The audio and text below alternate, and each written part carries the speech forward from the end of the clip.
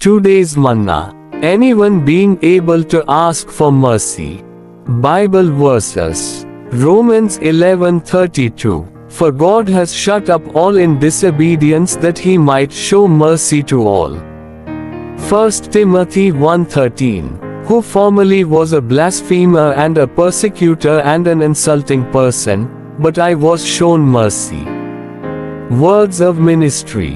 Last year I met a man who was very old and was suffering from a serious illness. When he saw me he cried. He told me that he was not bitter toward God, but that he was indeed in much pain. I told him that he should ask God to love him and be gracious to him. He said that he could not do this. When I asked him why not, he answered that for 60 years he had been living for himself and not for God. Now that he was dying, he would be ashamed to ask God to love him and be gracious to him. Had he not been so far away from God, had he drawn closer to God during the past few decades, it would be easier to ask for love and grace. But such as he was, away from God his whole life, how could he ask God to love him as he lay on his deathbed? In spite of my persuasion, he would not believe my words. I told him that God could grant grace to him, that he could be gracious to him and could love him.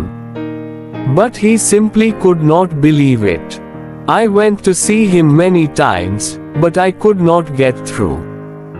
Then I prayed, "Oh God, here is a man who will not believe in you.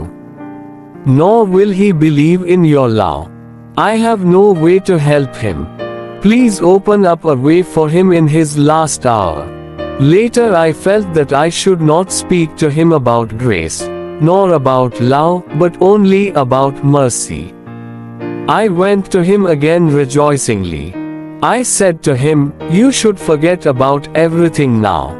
You should go to God and say to him, 'God, I am suffering. I have no way to go on. Have mercy on me.'" Immediately he agreed.